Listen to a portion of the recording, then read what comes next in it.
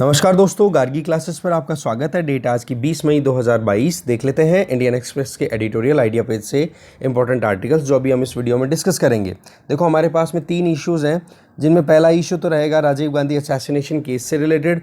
दूसरा इशू है हमारा कि रशिया यूक्रेन वॉर के अभी साइड इफ़ेक्ट्स क्या आ रहे हैं, और तीसरा रहेगा मैरिटल रेप को लेकर के क्या ओपिनियन था और उस ओपिनियन में किन किन चीज़ों को रेक्टिफाई करने की ज़रूरत है। उस पॉइंट ऑफ व्यू से 3 इश्यूज़ देखते हैं। चलिए डिटेल में एक एक करके। फर्स्ट आर्टिकल है एन अनकाइंड स्टेट।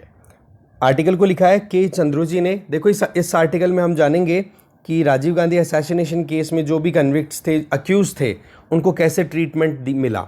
ठीक है, तो देखो बात ऐसी है कि अभी वेंसडे की बात है जब सुप्रीम कोर्ट ने अपनी खुद की जो डिक्री है या अपना जो ऑर्डर है वो डिक्लेयर किया कि वो माना ही जाएगा आर्टिकल 142 के अंडर में। मतलब सुप्रीम कोर्ट ने प्रोएक्टिवली काम किया है इस पर्टिकुलर केस की हम बात अभी जो कर रहे हैं, जिसके तहत राजीव गांधी असैसिनेशन केस में एजी पेरारीवालन को जो अरेस्ट किया हुआ था, जो पिछले 30 सालों से जेल में थे, तो उनको अल्टीमेटली रिलीज़ कर दिया गया है। तो ऐसे में क्या है कि अलग अलग रिएक्शंस आ रहे हैं, जिसमें कांग्रेस ने तो ये बोल दिया कि भाई टेररिज्म की जीत हुई है, बट दूसरी तरफ राइटर जो है वो ये बोलना चाह रहा है। राइटर मद्रास हाई कोर्ट के जज रह चुके हैं, चीफ जस्टिस। तो इनका ये कहना है कि हमें हमारे पीनल सिस्टम को थोड़ा समझने की ज़रूरत है, क्योंकि हम यहाँ पर जितना ज़्यादा ब्रुटैलिटी के साथ में किसी भी ऑफेंस को किया गया है, उतनी ही ज़्यादा ब्रुटैलिटी के साथ में अगर हम पनिशमेंट देते हैं तो उसको थोड़ा सा हमें करेक्ट करने की ज़रूरत है। क्योंकि पॉइंट यहाँ पर क्या निकल के आता है कि किसी भी हमारे जस्टिस सिस्टम की हम बात करें ना, हमारे पीनल सिस्टम की बात करें, तो एक ही चीज़ निकल के आती है कि किसी भी एक निर्दोष को सज़ा नहीं होनी चाहिए, चाहे दोषी कितना ही छूट जाए। सीधी सी बात ये निकल के आती है। तो मुद्दा हम थोड़ा सा बैकवर्ड से स्टार्ट करते हैं, जहाँ से ये इशू शुरू होता है। देखो, ये केस है राजीव गांधी असैसिनेशन केस, जिसके तहत अगर हम देखें तो इसके पीछे की हिस्ट्री अगर हम देखें तो देखो, जब राजीव गांधी खुद प्राइम मिनिस्टर हुआ करते थे, ठीक है ना, तो उस टाइम पर श्रीलंका में डिस्टर्बेंस चल रही थी, इंटरनल वॉर की सिचुएशन, सिविल वॉर की तरीके की सिचुएशन थी। सिविल वॉर तो नहीं, मतलब इंटरनल स्ट्राइफ था बेसिकली, जिसमें एक तरफ तो सिन्हाला कम्युनिटी जो मेजोरिटी में थी और दूसरी तरफ जो श्रीलंकन तमिल्स जो कि माइनॉरिटी में थे। अब श्रीलंका का जो सिस्टम है ना, हमारे कॉन्स्टिट्यूशन से बिल्कुल डिफरेंट है। वहाँ पर मेजोरिटी को ज़्यादा प्रमोट किया गया। मेजोरिटी का मतलब सिन्हाला कम्युनिटी की कल्चर, उन्हीं की लैंग्वेज, उन्हीं का धर्म, सारी चीज़ें सरकार ने मान ली ऐसी की ऐसी। बाकी बची हुई माइनॉरिटी, जिनमें तमिल माइनॉरिटी सबसे ज़्यादा है वहाँ पर, उनको सबको डिस्कार्ड कर दिया। तो ऐसे में तमिल्स बहुत नाराज़ थे, तो उन्होंने एक मूवमेंट चला रखा था कि हमें कैसे भी करके हमारे अधिकार लेने हैं। अब उन अधिकारों को लेने के लिए उन्होंने अपनी तरफ से एक ग्रुप स्टैब्लिश किया, जिसका नाम था liberation tigers of Tamil Eelam, जिसको हम बोलते हैं लिट्टे, LTTA। ठीक है, अब लिट्टे ने अपनी मुहिम चला रखी थी श्रीलंकन गवर्नमेंट के खिलाफ, और उसी टाइम पर आप देखो कि ये जो तमिल्स हैं, श्रीलंकन तमिल्स, इनका रिलेशन देखो हमारे तमिल्स हैं उनके साथ में भी रहता है। सो ओवरऑल आप देखो कि एक तरफ आप देखा जाए तो हमारे प्राइम मिनिस्टर उस टाइम के राजीव गांधी जी जो थे, उन्होंने श्रीलंकन गवर्नमेंट की सपोर्ट के लिए जो इंडियन पीस कीपिंग फोर्सेस थी वो सेंड की थी। और वो इंडियन पीस कीपिंग फोर्सेस जो थी, उसमें ये था कि उन्होंने श्रीलंकन गवर्नमेंट का पूरा सपोर्ट किया। ये पहली बार था कि इंडियन फोर्सेस को इस तरीके से किसी दूसरे देश की ज़मीन पे उतारा गया था, जिसका नुकसान हमें बहुत ज़्यादा उठाना पड़ा था, क्योंकि फिर ये लिट्टे मूवमेंट ख़त्म भी नहीं हुआ था। उल्टा क्या हुआ कि हमारे देश के खिलाफ में ये लिट्टेज हैं वो भड़क गए। और इसी का रिजल्ट था कि 21 मई 1991 को जब राजीव गांधी तमिलनाडु की विजिट पे थे, तो उस टाइम पर एक बॉम्ब ब्लास्ट होता है उनकी पब्लिक रैली में, और उस बॉम्ब ब्लास्ट में उनके अलावा 14 और जनों की डेथ होती है। तो इस तरीके का सिनेरियो था राजीव गांधी असैसिनेशन केस, समझ गए। तो अब आप देखो कि उनके ये जो जितने भी लोग थे ना, उन लोगों के खिलाफ में 1987 का एक एक्ट लाया हुआ था, जिसका नाम था terrorist and disruptive activities prevention act 1987 Tada. उसके तहत उनके खिलाफ में कार्रवाई होती है और उनको डेथ सेंटेंस दी जाती है, जितने भी लोग वहाँ पर अक्यूज थे, जितने भी लोगों को पकड़ा गया। और इंडियन पीनल कोड के तहत ये फाइनल हो गया था कि भाई इनको तो पनिशमेंट मिलनी ही चाहिए। फिर टाइम बीतता है तो टाडा जो है ना, उसमें केवल एक ऑप्शन अवेलेबल था कि टाडा के बेसिस पे अगर कोई एक्शन ले लिया तो आप अपील कर सकते हो केवल और केवल सुप्रीम कोर्ट में। तो सुप्रीम कोर्ट में अपील दायर की जाती है, पर वही चीज़ है कि वहाँ पर फाइनल ये निकल के आता है, सुप्रीम कोर्ट ने डेथ पेनल्टी 22 जनों की तो चेंज कर दी, बाकी 4 जने जो थे, जिनमें नलिनी, पेरारीवालन और मुरुगन और संथानम, इनकी डेथ सेंटेंस को कंटिन्यू रखा। तो ऐसे में अभी जो हम सिनेरियो जिसका डिस्कस कर रहे हैं वो पेरारी वालन है, ठीक है, कि इसका डेथ सेंटेंस था वो 1999 में अपहेल्ड कर दिया सुप्रीम कोर्ट ने कि हाँ भाई इन लोगों का तो बहुत ज़्यादा रोल था। और जब ये अभी कल हमने एक्सप्लेन पेज पे देखा भी था, बैटरी लाने का काम किया था, बॉम्ब बनाने में जो बैटरी की रिक्वायरमेंट थी वो पूरा करने में। सो ओवरऑल अगर देखा जाए तो फिर बाद में इन चारों ने मिलकर के अपनी तरफ से गवर्नर ऑफ तमिलनाडु को पिटीशन दी कि भाई आप आर्टिकल 161 के तहत आराम से हमें सज़ा को हमारी को रिड्यूस करवा सकते हो, कोशिश करो। उस टाइम पर देखो फतिमा बीवी गवर्नर हुआ करती थी तमिलनाडु की, जो कि पहले सुप्रीम कोर्ट की जज भी थी। उन्होंने उन पिटिशंस को बिना किसी डिस्कशन के, बिना किसी बात के रिजेक्ट कर दिया। उस टाइम पर डीएमके की गवर्नमेंट थी, चीफ मिनिस्टर थे तमिलनाडु के एम करुणानिधि। फिर मद्रास हाई कोर्ट के पास मुद्दा जाता है तो उन्होंने भी सीधा एक ही चीज़ बोल दी कि रिजेक्ट करो, ठीक है। तो इस तरीके से मुद्दा पड़ गया ठंडे में। दूसरी तरफ करुणानिधि गवर्नमेंट के लिए ये कहना शुरू कर दिया गया था, क्योंकि करुणानिधि सीधी सी बात है, तमिलनाडु की सरकार तो तमिल लोगों के प्रेशर में तो आएगी, और तमिल लोग जो हैं वो रिलेटिव किसके, श्रीलंकन तमिल्स के, तो उनका प्रेशर था कि भाई तमिलनाडु सरकार को तो कम से कम ये जो 4-5 जने हैं जिनको डेथ सेंटेंस दिया हुआ है, बोलो उनको फ्री करवाने की कोशिश करनी चाहिए। तो ऐसे में बहुत क्रिटिसिज्म हुआ था एम करुणानिधि की सरकार का कि भाई लिट्टे के लिए बहुत ज़्यादा ये सॉफ्ट कॉर्नर तैयार करके बैठे हुए हैं। फिर देखो टाइम बीतता है तो ऐसे में एक प्रोविज़न और ऐड हो जाता है इस पूरे केस में। वो प्रोविज़न किसके बेसिस पे था? 1978 में पार्लियामेंट ने हमारा जो सीआरपीसी है ना, क्रिमिनल प्रोसीजर कोड, उसमें सेक्शन 433A ऐड कर दिया था, जिसमें सीधा ये बोला गया था कि किसी भी प्रिजनर को आप जेल से तब रिहा कर सकते हो, ठीक है, किसी भी प्रिजनर को, है ना, जब वो कम से कम 14 साल तक तो जेल में बिता ले। अब ये जो केस थे सारे के सारे ये 91 से स्टार्ट हुए और 14 साल होने में अभी टाइम लग रहा था। 91 का मतलब 2005 में आते आते फिर इनका 14 साल का खत्म होता। पर इसी दरमियान फिर पेरारी वेलन और दूसरे 2 लोगों ने मिलकर के अपील की, किसके लिए? प्रेसिडेंट के लिए, कि भाई हमें थोड़ा सा मर्सी दे दो, हमें माफ़ कर दो, ठीक है, हमें छूट दिला दो। आर्टिकल 72 के अंडर में ये प्रोविज़न होता है। तो आर्टिकल 161 के अंदर तो किसके सामने मर्सी लगा सकते हैं? जो भी जेल में है वो लोग गवर्नर के, ठीक है, स्टेट के गवर्नर, और आर्टिकल 72 प्रेसिडेंट। तो उस टाइम पर 2 प्रेसिडेंट KR नारायणन जी और APJ अब्दुल कलाम जी, दोनों ने कोई ऑर्डर डिक्लेयर नहीं किया। फिर बाद में जब टाइम बीतता है मर्सी लगने के 11 साल बाद में, तब प्रेसिडेंट बनती है प्रतिभा पाटिल, और उस टाइम पर सरकार थी मनमोहन सिंह जी की, मतलब कांग्रेस की डोमिनेटिंग सरकार थी। तो उन्होंने बिना किसी मतलब एक सिरे से खारिज कर दिया और स्क्रैप कर दिया कि बोलो ठीक है क्या मतलब, हम आपकी मर्सी की रिक्वेस्ट को एक्सेप्ट नहीं करते हैं। फिर आगे टाइम बीतता है तो तमिलनाडु की असेंबली ने अपनी तरफ से एक्स्ट्रा ऑर्डिनरी स्टेप लिया। क्या कि असेंबली ने, विधानसभा ने ही रेजोल्यूशन पारित कर दिया और ये कहा कि भाई प्रेसिडेंट जो है वो ग्रांट करे पार्डन, मतलब माफ़ कर दे इन लोगों की सजा को।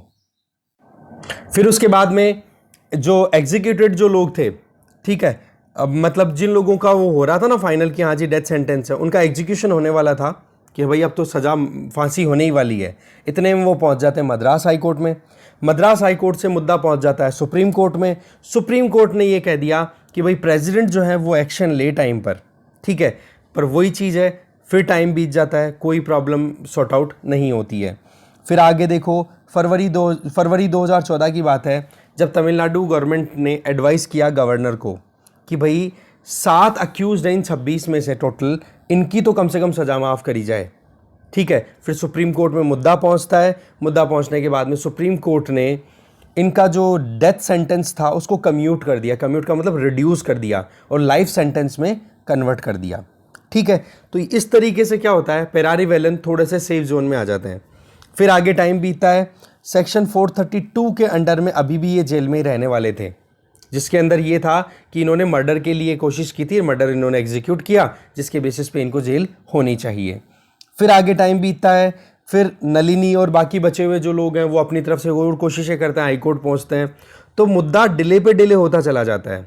और इसी के बीच में आप देखो कि राजीव गांधी का जो असैसिनेशन केस था ना, इसकी इन्वेस्टिगेशन के लिए एक कमीशन कॉन्स्टिट्यूट किया गया था, ठीक है, 1998 में, ठीक है, और उस कमीशन का नाम था MC जैन कमीशन।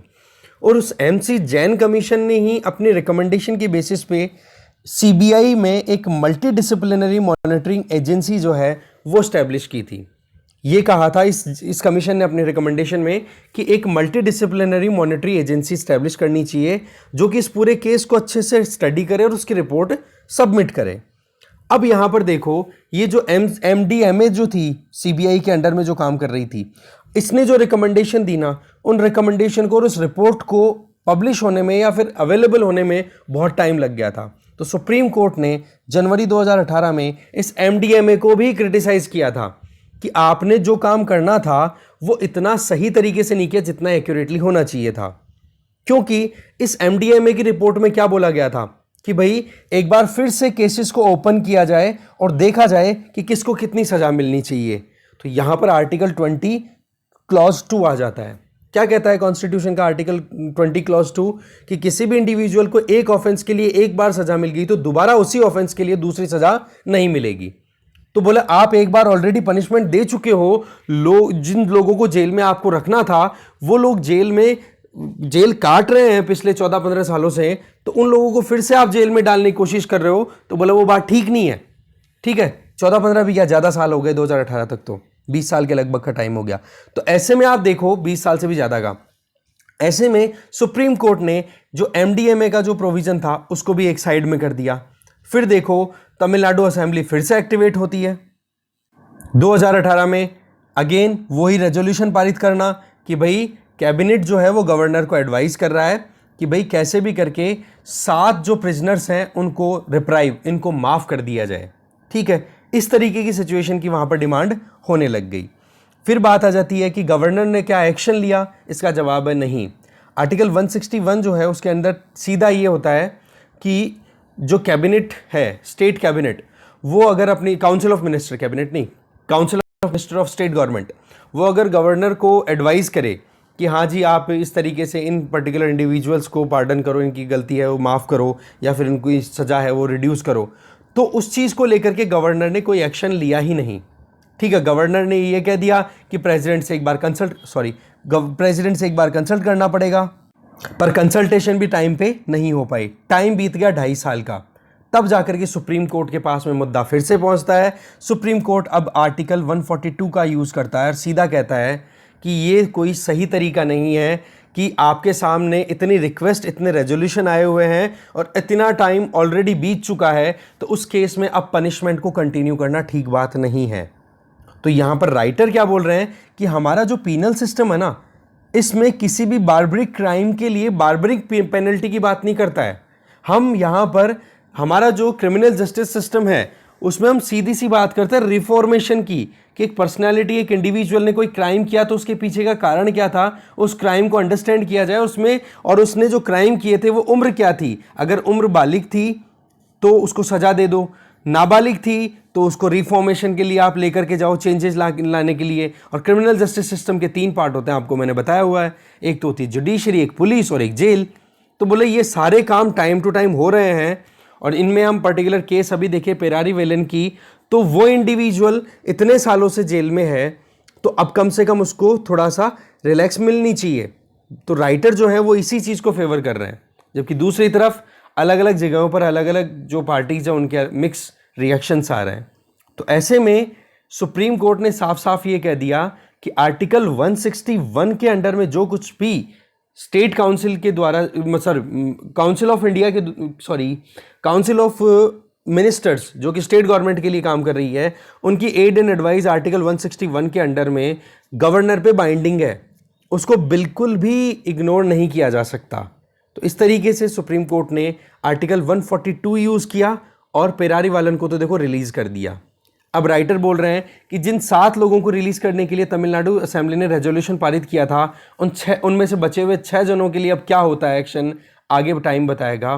क्या इसी तरीके से अभी भी पॉलिटिकल कॉन्फ्रंटेशन चलता रहेगा, जिसमें असेंबली तो रेजोल्यूशन पारित करेगी, गवर्नर उसको रोक के बैठ जाएंगे, तो आगे देखेंगे। तो फिलहाल तो ये एक सिस्टम था जिसमें फंक्शन ऑफ जुडिशरी में ये बहुत इंपॉर्टेंट एडिशन हो चुका है। ये जो आर्टिकल है कोर्ट्स मैसेज, ये सेम वही आर्टिकल है, 50 साल की उम्र में पेरारी वालन को रिलीज़ किया गया है राजीव गांधी असैसिनेशन केस के तहत। बट एक चीज़ बड़ी क्लियर हुई है इसमें कि कॉन्स्टिट्यूशनल इश्यूज जो है वो क्लियरली देखने को मिले हैं, और उसमें ये देखा गया है कि स्टेट गवर्नमेंट और गवर्नर के बीच में कितने ज़्यादा कॉन्फ्लिक्ट्स चल रहे हैं।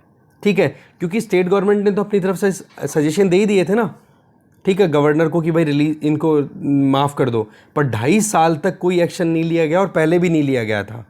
ठीक है, पेरारी वालन की बात करें तो डेथ सेंटेंस पे चल रहे थे, टाडा कोर्ट के अंडर में 1998 में, ये चीज़ हमने ऑलरेडी देख ही ली थी। सुप्रीम कोर्ट ने 2014 में डेथ सेंटेंस को रिड्यूस करके लाइफ इम्प्रिजनमेंट में कन्वर्ट कर दिया था। तो ऐसे में सरकार और राजभवन मतलब गवर्नर, इनके बीच में कॉन्फ्लिक्ट है वो बहुत कॉमन हो गए हैं। ठीक है, और तमिलनाडु में देखा जाए तो नीट एग्ज़ाम को लेके भी आपको पता है रिसेंटली हुआ था। इसके अलावा दूसरे स्टेट्स में भी ऐसे ही प्रॉब्लम चलती है। सबसे बड़ी इशू तो क्या आती है यहाँ पर कि गवर्नर जो है उनका अपॉइंटमेंट सेंट्रल गवर्नमेंट के द्वारा किया जाता है। तो गवर्नर ज़्यादातर गवर्नर पे ये भी एलिगेशंस लगते हैं कि गवर्नर जो है वो तो सेंट्रल गवर्नमेंट की बात मानते हैं, जबकि गवर्नर को काम करना होता है काउंसिल ऑफ मिनिस्टर की एड एंड एडवाइस के बेसिस पे। ठीक है, आर्टिकल 161 को अपहेल्ड करते हुए क्या कहा है सुप्रीम कोर्ट ने कि बाइंडिंग है भैया आपके ऊपर, जो भी एडवाइस आ रही है गवर्नर को माननी होगी वो बात। ठीक है, इसके आगे अगर देखें तो गवर्नर जो है वो एक कॉन्स्टिट्यूशनल हेड के तौर पे काम करते हैं स्टेट के, और दूसरा एग्जीक्यूटिव हेड के तौर पे भी काम करते हैं, जहां पर काउंसिल ऑफ मिनिस्टर की एड एंड एडवाइस के बेसिस पे गवर्नर को एक्शन लेना होता है। तो एक्चुअल में गवर्नर के एक्शन वो होते हैं जो वहाँ की सरकार चाह रही है। ठीक है, तो इस तरीके से ये बातचीत, ये जो पूरा मुद्दा था वो हमें देखना था। आगे चलते हैं। नेक्स्ट आर्टिकल है द लॉन्ग वॉर। आर्टिकल को देखो, प्रताप भानु मेहता जी ने लिखा है। देखो, यूक्रेन और रशिया का जो वॉर चल रहा है ना, इसमें यूक्रेन 2 फ्रंट वॉर लड़ रहा है। पहला फ्रंट तो क्या है कि रशिया ने जिस तरीके से जो टेरिटोरियल एरियाज़ को ग्रैब कर लिया है, क्या रशिया उन टेरिटरीज़ को छोड़ के जाएगा? क्या यूक्रेन वो टेरिटरीज फिर से क्लेम कर पाएगा? ये बहुत बड़ा चैलेंज है यूक्रेन के लिए। दूसरा अगर फ्रंट देखें तो वो ये है कि इकोनॉमिकल और पॉलिटिकल जो इशू आया है, जो कि यूक्रेन में लोकली है और इंटरनेशनली भी देखने को मिल रहा है, जिसमें आप देख सकते हो महंगाई का चलते हैं, यूरोप की सिचुएशन को चलते हैं, यूएसए के एक्शन को लेके चलते हैं, चाइना का रशिया को पूरा सपोर्ट लेके चलते हैं, और इंडिया का न्यूट्रल स्टैंड लेके चलते हैं। सो ओवरऑल अगर देखा जाए तो 2 फ्रंट के कॉन्सिक्वेंसेस हमें देखने को मिल रहे हैं। तो एक तो टेरिटोरियल इशू हो गया और एक इंटरनेशनली जियोपॉलिटिकल और जियो इकोनॉमिक इश्यूज हमारे सामने हाईलाइट हो रहे हैं। आज देखो, इस वॉर की वजह से यूक्रेन से लगभग 1 करोड़ के लगभग लोग जो हैं वो अपनी जगह छोड़ने पे मजबूर हो गए हैं। इंफ्रास्ट्रक्चर को बहुत बुरे तरीके से बर्बाद कर दिया गया है। वेस्ट बेशक सपोर्ट दे रहा है यूक्रेन को, पर क्या वो इतनी एनफ है जिससे कि यूक्रेन रिबिल्ड हो सकेगा? तो ये टाइम बताएगा। दूसरा फ्रंट मैंने आपको ऑलरेडी बता ही दिया कि पॉलिटिकल और इकोनॉमिक इफेक्ट जो कि इंटरनेशनल लेवल पे भी देखने को मिल रहे हैं। तो ऐसे में राइटर जो हैं वो कुछ कंसर्न्स रेज कर रहे हैं कि भाई बात ऐसी है कि ये जो सेकंड फ्रंट है ना, जिसमें हम पॉलिटिकल और इकोनॉमिक आउटब्रेक्स या फिर जो कहते हैं ना कि इम्पैक्ट्स हैं उनकी हम बात करें, तो कैसे हम अच्छे से समझ पाएंगे कि लंबे समय तक या लॉन्ग रेंज पर्सपेक्टिव में अगर हम यूक्रेन कॉन्फ्लिक्ट को देखें तो उसका क्या असर रहने वाला है। सबसे पहली चीज तो वेस्ट का एक तो इमेज क्लियर हो गई कि रशिया को कैसे ट्रीट करना है, उसमें एक प्रॉपर कंसेंसस नहीं निकल के आई है।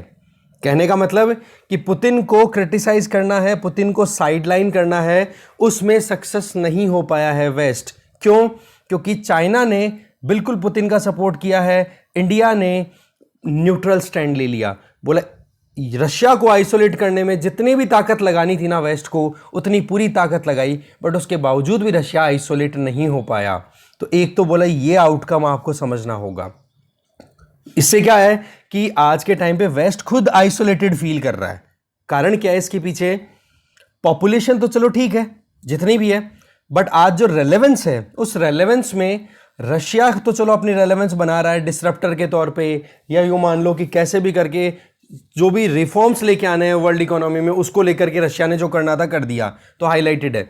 बट जिस तरीके से चीन, इंडिया और यूएस, ये 3 जो कंट्रीज हैं, इनकी इन्फ्लुएंस जबरदस्त बनी है। जिसमें चीन और इंडिया ने जो कुछ किया ना, चाइना और इंडिया ने, उसका तो ये रहा है कि यूएस भी सीधा कॉन्फ्रंट नहीं करना चाहता है रशिया को, और दूसरी तरफ यूरोप भी है वो इतना इफेक्टिव साबित नहीं हो रहा है। तो सबसे पहला पॉइंट तो आ गया कि रशिया को आइसोलेट करते करते वेस्ट खुद आइसोलेट हो गया। सेकंड पॉइंट ये बता रहे हैं कि वेस्टर्न कंट्रीज ने ये रिजॉल्व कर रखा है कि भाई कैसे भी करके हम जो ये वॉर है इसको ख़त्म कर देंगे सैंक्शंस लगा लगा करके। पर सवाल ये है कि अभी वहाँ पर हाईएस्ट पॉपुलेशन वाला कोई कंट्री है, जर्मनी हो गया, फ्रांस हो गया, तो इन कंट्रीज़ में एक बार स्टैंड तो देखो कि ये लोग क्या कर रहे हैं। क्या इन्होंने ऑटोक्रेसी को सप्रेस करने के लिए पूरी अपनी तरफ से मुहिम चालू कर रखी है? तो बोला वहाँ पर भी हाफ हार्टेड एफर्ट्स हैं, मतलब पूरी ताकत के साथ में यूरोप काम नहीं कर रहा है। तो ऐसे में यूक्रेन में जो कुछ भी सिचुएशन हो रही है उसमें सपोर्ट भी दिया जा रहा है, तो सपोर्ट वो फुल फ्लेजेड या ओपन हैंडेडली नहीं है। तीसरा इशू, यूएसए की अगर बात करें तो यूएसए बड़ा सोच समझ करके आगे चल रहा है, कारण कि वो रशिया से सीधी लड़ाई नहीं करना चाहता। ठीक है, ये चीज तो देखो पुतिन ने बार बार अपनी तरफ से स्टेटमेंट में दे भी दिया था कि अगर कोई भी हमसे लड़ाई करने आ गया तो न्यूक्लियर वॉर में कन्वर्ट कर देंगे इसको। तो रशिया कितना ज्यादा एस्केलेट कर सकता है इस वॉर को, कुछ आइडिया नहीं था। तो यूएसए ने खुद को दूर रखा। इसका मतलब यूएस अगेन सीधा कॉन्फ्रंट नहीं करना चाहता है, किससे? रशिया से। फोर्थ जो इंपॉर्टेंट है दैट इज कि आज की जो परिस्थितियां हैं वो है ग्लोबल इकोनॉमी के सामने जो क्राइसिस है, जिनमें इन्फ्लेशन, जिनमें सप्लाई शॉक, जिनमें आप देख लो कि जियोपॉलिटिकल कोऑर्डिनेशन बिल्कुल खत्म होकर रखा है। एक दूसरे कंट्रीज सब अपने अपने डोमेन में अपनी अपनी इंटरेस्ट को फुलफिल कर रहे हैं। कोई इंटेलेक्चुअल बुद्धिमत्ता की कोई एग्जांपल नहीं दिख रही है जहां पर बड़ी इकोनॉमी साथ में आकर के इन इश्यूज को हैंडल करें। इवन पॉलिटिकल पोलराइजेशन भी बहुत ज्यादा हो चुका है, डिवाइड हो रहा है पूरा वर्ल्ड। तो बोले ये सिचुएशन ऐसी दिख रही है जो कि अभी इस वक्त पे तो सॉल्व होने वाली है नहीं। तो ऐसे में इकोनॉमिक आउटकम या इकोनॉमिक जो इम्पैक्ट है वो भी हमें यहाँ पर देखने को मिल रहा है। देखो 2009 में फाइनेंशियल क्राइसिस आए थे, तो उस टाइम पर तो G20 कंट्रीज ने मिलकर के साथ में मिलकर के पूरी इकोनॉमी को फिर से राइज करवा दिया था, जिसमें रशिया, चाइना, इनका कॉन्ट्रीब्यूशन अच्छा खासा था। पर आज की परिस्थिति देखी जाए तो चाइना ने जीरो कोविड पॉलिसी के चलते बहुत कुछ बंद कर दिया है, तो ग्लोबल सप्लाई चेन को शॉक मिला है। दूसरा, डोनाल्ड ट्रंप के टाइम से अमेरिका फर्स्ट पॉलिसीज पर काम किया है, जिसके चलते ग्लोबल इकोनॉमी में यूएसए के कोऑर्डिनेशन का जो रोल था वो रिड्यूस हो गया। इसके आगे तो इस तरीके से क्या हो जाता है कि सारी परिस्थितियां बिल्कुल एडवर्स बनी हुई हैं। और अगर रशिया की बात की जाए तो रशिया हमेशा अपनी रेलेवेंस के लिए लड़ाई करता रहा है या अपनी बात को उठाता रहा है। हमेशा से रेलेवेंस बनाने में रशिया ने जो रोल प्ले किया था वो एक स्पॉइलर का, जो कि अभी भी हम ये कह सकते हैं कि कोविड ने क्या कमी छोड़ दी थी, जो कि यूक्रेन पे रशिया ने अटैक करके बाकी कसर पूरी कर दी। पर अब एक डिसरप्टर का काम भी कर रहा है। डिसरप्शन का मतलब क्या होता है कि जो एग्जिस्टिंग चीज़ है उसको आप बिल्कुल बिगाड़ दो। अब कोई चीज़ बिगड़ती है ना तो इसका मतलब कुछ नया बनता है। इसका मतलब आज की जो परिस्थितियां हैं वो परिस्थितियां कुछ ऐसी है कि इंटरनेशनल लेवल पे या ग्लोबली हम देखें तो बहुत कुछ चेंज होने वाला है आने वाले कुछ समय में। ठीक है, इसके अलावा आप देख सकते हो कि जो परिस्थितियां अभी बनी हुई है कि भाई ये युद्ध कब खत्म होगा क्या नहीं, पुतिन ने तो 3 दिन की बात की थी, 3-4 महीने हो गए लड़ाई लड़ते लड़ते। बेशक वहाँ पर कोशिशें की जा रही है कि हाँ यूक्रेन के जो लड़ाके हैं वो रिबेल्स हैं वो अपनी तरफ से सरेंडर करें। मॉरिपोल में बहुत सारा सरेंडर भी देखने को मिला है। पर सवाल ये है कि यूक्रेन इतनी जल्दी घुटने टेकेगा लग नहीं रहा है। दूसरी चीज़, पुतिन जो है ये मान ले कि भाई मेरी डिफीट हो गई और वो विड्रॉ कर जाए, तो ये भी लगता नहीं है।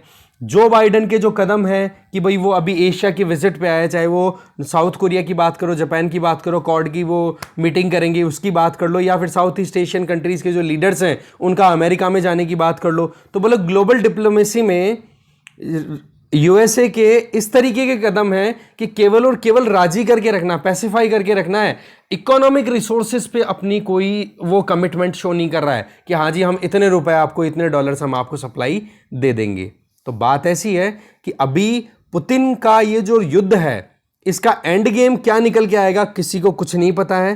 पर एक चीज तो क्लियर है कि स्पेक्यूलेशन हम लगा सकते हैं, जो कि हमने ऑलरेडी लगा ली है और जो कि हमें विजिबली भी ऑब्जर्व कर सकते हैं कि हाँ जी क्या क्या प्रॉब्लम हो रही है, कि वेस्ट को क्या क्राइसिस का सामना करना पड़ रहा है, यूएस क्या स्टैंड लेके चल रहा है, इंडिया का क्या स्टैंड है, चाइना ने क्या क्लियर कर दिया है और चाइना अभी इकोनॉमिकली क्या एक्टिविटीज़ परफॉर्म कर रहा है। बोले ये सारी चीज़ें जो थी इनको कहीं ना कहीं रशिया के इस वॉर ने क्लियर कर दिया और ज़्यादा। ठीक है, बेशक महंगाई की बात की जाए तो महंगाई तो देखो इस रशियन अटैक से पहले ही बहुत ज़्यादा थी, पर इसने बढ़ा दिया। इसमें स्पेस मिल गया पॉलिटिशियंस को कि भाई रशियन वॉर की वजह से महंगाई बढ़ गई है, जबकि महंगाई तो पहले ही बढ़ी हुई थी। महंगाई को टैकल करने के लिए बहुत सारी बातें हो रही थी, ठीक है ना। तो हम ये नहीं कह सकते कि केवल रशियन वॉर है उसी की वजह से, रशिया यूक्रेन वॉर है उसी की वजह से महंगाई बढ़ी है, नहीं। हाँ, इस लड़ाई ने महंगाई को और ज़्यादा बढ़ा दिया। तो ये चीज़ यहाँ पे बताई जा रही है राइटर के द्वारा, करंट सिनेरियो जो है लॉन्ग वॉर का। अब देखते हैं बाकी आगे क्या होता है। लास्ट आर्टिकल है रिग्रेसिव एक्सेप्शन। देखो, आपको मुद्दा तो पता ही है, हमने बहुत बार डिस्कस कर लिया। चिंतन चंद्रचूड़ जी के द्वारा लिखा हुआ ये आर्टिकल है। इनका ये कहना है कि दिल्ली हाई कोर्ट में अभी मुद्दा चल रहा था, केस का नाम है RIT foundation versus union of India, जिसमें 2 जजेस की बेंच में स्प्लिट आ गया। एक जज ने ये कहा कि भाई जो IPC का सेक्शन 375 में मैरिटल रेप को जो एक्सेप्शन मिली हुई है उसको ख़त्म करना चाहिए, तो दूसरे कहते हैं कि एक्सेप्शन मेंटेन्ड रहे। अब इसमें आर्टिकल 37, ये जो आर्टिकल बोल रहा हूँ मैं, सेक्शन 375 है, इसके अंडर में ये जो मैरिटल रेप का जो है इसके लिए प्रोविज़न ये कर रखा है कि भाई वाइफ अगर एडल्ट है, 18 साल से ज़्यादा उम्र है, और उस केस में अगर मतलब वाइफ की कंसेंट हो या ना हो, उसके रिगार्डलेस अगर हस्बैंड उसके साथ सेक्सुअल इंटरकोर्स करता है तो बोलो उसको पनिशमेंट नहीं होनी चाहिए, क्योंकि फिर वो मैरिटल इशू आ जाता है। तो ये एक्सेप्शन ऑलरेडी है। अब सवाल ये है कि इस सेक्शन के साथ में क्या करना चाहिए क्या नहीं, तो ये डिसाइड करना अभी दिल्ली हाई कोर्ट के बस की बात तो रही नहीं, क्योंकि 2 जजेस की बेंच थी, टाई हो गया। तो या तो दिल्ली हाई कोर्ट में ही लार्जर बेंच बैठे, पर मुद्दा जो है वो अभी सुप्रीम कोर्ट में है, जहाँ पर ऑलरेडी पिटिशंस दायर की जा चुकी हैं। अब देखने वाली बात है सुप्रीम कोर्ट का क्या वर्डिक्ट आता है। यहाँ पर हम उसी जजमेंट को एनालाइज करेंगे जिसमें स्प्लिट आया। 2 जज थे, एक जज तो थे राजीव सखदेर और एक थे C हरिशंकर। तो राजीव सखदेर जी ने तो सीधा ये बोल दिया कि मैरिटल रेप को जो आपने एक्सेप्शन दे रखी है ना, छूट दे रखी है कि हाँ भाई, एक तो स्ट्रेंज इंडिविजुअल आकर के किसी फीमेल के साथ में रेप वाला जो एक्टिविटी है वो कंडक्ट करे तो उसमें आपको क्या पनिशमेंट देनी है, और एक उसका हस्बैंड ही उसकी कंसेंट के बिना उसके साथ में सेक्सुअल इंटरकोर्स करे तो उसको क्या पनिशमेंट होनी चाहिए। तो बोले दोनों के बीच का जो गैप है उस गैप को ख़त्म कर देना चाहिए। जस्टिस राजीव सखदेर ने तो ये कहा। इनका ये कहना था कि भाई right to life, right to equality, non discrimination, freedom of speech and expression, बोले ये कॉन्स्टिट्यूशन में हमारे पार्ट 3 के अंडर में फंडामेंटल राइट्स हैं, इनका वायलेशन किसी भी केस में नहीं होना चाहिए। कम से कम ये तो देखो कि मैरिज का नाम लेकर के इस तरीके की एक्टिविटी अगर कोई करे तो क्या एक इंडिविजुअल की खुद की एजेंसी या सेक्सुअल ऑटोनॉमी है वो कॉम्प्रोमाइज़ हो सकती है क्या। तो जस्टिस राजीव जी का तो ये कहना था कि भाई कैसे भी करके ये जो एक्सेप्शन है इसको ख़त्म करो। जबकि दूसरी तरफ जस्टिस C हरिशंकर जी का ये कहना था कि मैरिटल रेप एक्सेप्शन जो है ना उसको थोड़ा हमें सोसाइटी पॉइंट ऑफ व्यू से भी समझने की ज़रूरत है, ठीक है, और कॉन्स्टिट्यूशनल वैलिडिटी से इतर हमें थोड़ा देखने की ज़रूरत है।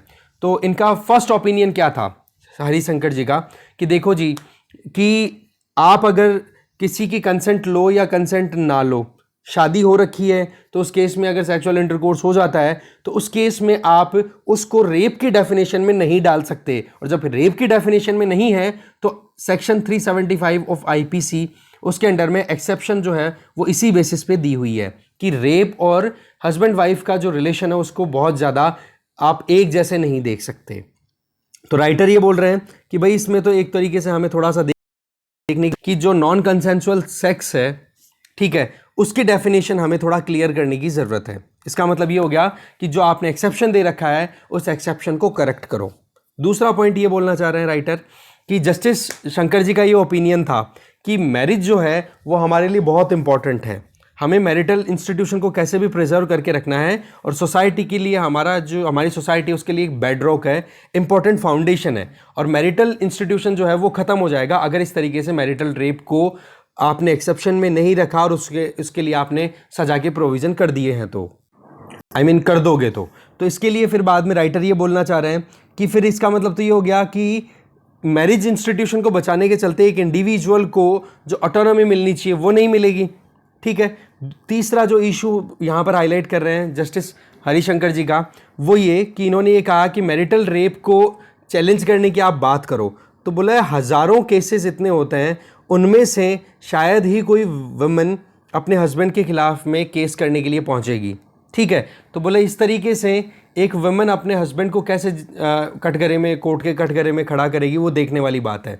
तो राइटर ने यहाँ पर ये कहा है कि मानते हैं कि सारी वुमेन जो हैं हज़ारों केसेस लेकर के अपने हस्बैंड को कटघरे में नहीं खड़ी करेंगी, पर कहीं ना कहीं कोई एक कोशिश करेगा तो कोशिश करने से बाकियों को भी तो मौका मिलेगा, इस तरीके की बात यहाँ पे बोली जा रही है। इसके अलावा ये बोला जा रहा है, जज ने ये कंक्लूड किया है, ये मेजोरिटी वाला रिलेक्टेंस वाला मैं ऑलरेडी बता चुका हूँ, ठीक है। ये ऊपर वाले की अगर हम बात करें तो इसमें ये है कि मैरिटल रेप को जो एक्सेप्शन दी गई है उसमें ये है कि आप कैसे एक स्ट्रेंजर के द्वारा किए गए रेप को और एक मैरिटल रेप को सेम लेवल पे आप कैसे लेके आ सकते हो। तो राइटर का एक ही चीज़ कहना है कि भाई मैरिज के होने के चलते एक इंडिविजुअल के साथ में उसकी ऑटोनॉमी अगर उसकी वायलेट हो रही है, जो कि लेडी है, फीमेल है, तो उसको आपको करेक्ट करने की ज़रूरत है। अगर आप मैरिज इंस्टीट्यूशन को स्ट्रेंथन करना चाहते हो तो इसका मतलब ये थोड़ी ना है कि केवल फीमेल ही कॉम्प्रोमाइज़ करे, वहाँ पर आपको बैलेंस बनाने की ज़रूरत है। तो देखो ये तो अपने ओपिनियन इन्होंने दे दिए जो देने थे, बट हमारे लिए इंपॉर्टेंट क्या है, अगर हमसे कोई पूछे तो सबसे पहली चीज़ तो ये है कि भाई जैसे इंटरव्यू में अगर क्वेश्चन पूछे कि भाई अभी रिसेंटली ये केस चल रहा था मैरिटल रेप को लेकर के, तो आपको क्या, आपका मतलब क्या नज़रिया है, तो सीधा सीधा यही बोलना है कि कोर्ट ने क्या बोला है कि 2 जजेस के बीच में स्प्लिट था। एक जज ने ये कहा कि क्रिमिनलाइज कर दो, दूसरे ने कहा कि एक्सेप्शन को कंटिन्यू करने दो, तो स्प्लिट होने की वजह से कोई वर्डिक्ट नहीं आया। अब मुद्दा ऑनरेबल सुप्रीम कोर्ट के सामने है, तो सुप्रीम कोर्ट ही डिसाइड करेंगे कि हाँ जी क्या करना चाहिए, ठीक है। फिर बात आती है आपसे पूछा जाए कि भाई आपका अपनी राय क्या है, तो वहाँ पर आप ये बोल सकते हो, बिल्कुल एक्सट्रीम नहीं जाना, जज नहीं बनना अपने को कि हाँ जी ऐसा हो ही जाना चाहिए, सजा दे दो या बिल्कुल माफ़ कर दो, ऐसा नहीं।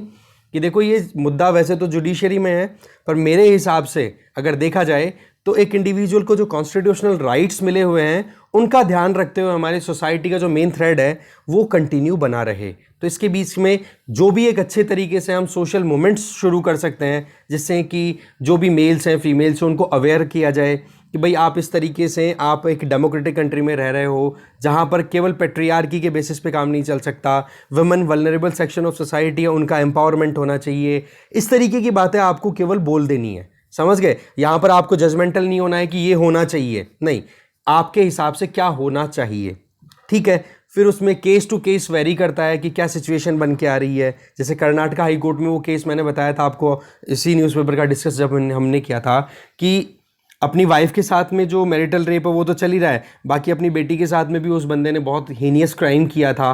तो उस तरीके से इस तरीके के इंडिविजुअल्स को पनिशमेंट के लिए आप आगे ला सकते हो, ठीक है। बाकी जो भी डिसाइड करेगा वो ऑनरेबल सुप्रीम कोर्ट का जो वर्डिक्ट होगा वो फाइनल होगा। तो देखने वाली बात यह है कि सुप्रीम कोर्ट क्या डिसाइड करता है इस मुद्दे को लेके, ठीक है जी।